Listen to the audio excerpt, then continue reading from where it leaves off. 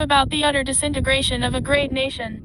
O Lord, thou art our King forever and ever, for in thee, O God, doth our soul glory. How long are the days of man's life upon the earth? As are his days, so is the hope set upon him. But we hope in God, our deliverer, for the might of our God is forever with mercy, and the kingdom of our God is forever over the nations in judgment. Thou, O Lord, didst choose David to be king over Israel, and swearest to him, touching his seed, that never should his kingdom fail before thee. But for our sins, sinners rose up against us, they assailed us and thrust us out. What thou hadst not promised to them, they took away from us with violence. They in no wise glorified thy honorable name. They set a worldly monarchy in place of that which was their excellency. They laid waste the throne of David in tumultuous arrogance. But thou, O God, didst cast them down, and remove their seed from the earth, in that there rose up against them a man that was alien to our race. According to their sins didst thou recompense them, O God, so that it befell them according to their deeds. God showed them no pity. He sought out their seed, and let not one of them go free. Faithful is the Lord in all his judgments which he doth upon the earth. The lawless one laid waste our land so that none inhabited it. They destroyed young and old, and their children together. In the heat of his anger he sent them away, even unto the west, and he exposed the rulers of the land unsparingly to derision. Being an alien, the enemy acted proudly, and his heart was alien from our God, and all things whatsoever he did in Jerusalem, as also the nations in the cities to their gods, and the children of the covenant in the midst of the mingled peoples surpassed them in evil. There was not among them one that wrought in the midst of Jerusalem mercy and truth. They that loved the synagogues of the pious fled from them, as sparrows that fly from their nest. They wandered in deserts that their lives might be saved from harm, and precious in the eyes of them that lived abroad was any that escaped alive from them. Over the whole earth were they scattered by lawless men, for the heavens withheld the rain from dropping upon the earth. Springs were stopped that sprang perennially out of the deeps, that ran down from lofty mountains. For there was none among them that wrought righteousness and justice, from the chief of them to the least of them, all were sinful. The king was a transgressor, and the judge disobedient, and the people sinful. Behold, O Lord, and raise up unto them their king, the son of David, at the time in the which thou seest, O God, that he may reign over Israel thy servant, and gird him with strength, that he may shatter unrighteous rulers, and that he may purge Jerusalem from nations that trample her down to destruction. Wisely, righteously he shall thrust out sinners from the inheritance. He shall destroy the pride of the sinner as a potter's vessel, with a rod of iron. He shall break in pieces all their substance. He shall destroy the godless nations with the word of his mouth. At his rebuke nations shall flee before him, and he shall reprove sinners for the thoughts of their heart. And he shall gather together a holy people, whom he shall lead in righteousness, and he shall judge the tribes of the people that has been sanctified by the Lord his God. And he shall not suffer unrighteousness to lodge any more in their midst, nor shall there dwell with them any man that knoweth wickedness, for he shall know them, that they are all sons of their God. And he shall divide them according to their tribes upon the land, and neither sojourner nor alien shall sojourn with them any more. He shall judge peoples and nations in the wisdom of his righteousness. Selah. And he shall have the heathen nations to serve him under his yoke, and he shall glorify the Lord in a place to be seen of all the earth. And he shall purge Jerusalem, making it holy, as of old, so that nations shall come from the ends of the earth to see his glory, bringing as gifts her sons who had fainted, and to see the glory of the Lord, wherewith God hath glorified her. And he shall be a righteous king, taught of God, over them, and there shall be no unrighteousness in his days in their midst, for all shall be holy, and their king the anointed of the Lord. For he shall not put his trust in horse and rider and bow, nor shall he multiply for himself gold and silver for war, nor shall he gather confidence from a multitude for the day of battle. The Lord himself is his king, the hope of him that is mighty through his hope in God. All nations shall be in fear before him, for he will smite the earth with the word of his mouth forever. He will bless the people of the Lord with wisdom and gladness, and he himself will be pure from sin, so that he may rule a great people. He will rebuke rulers and remove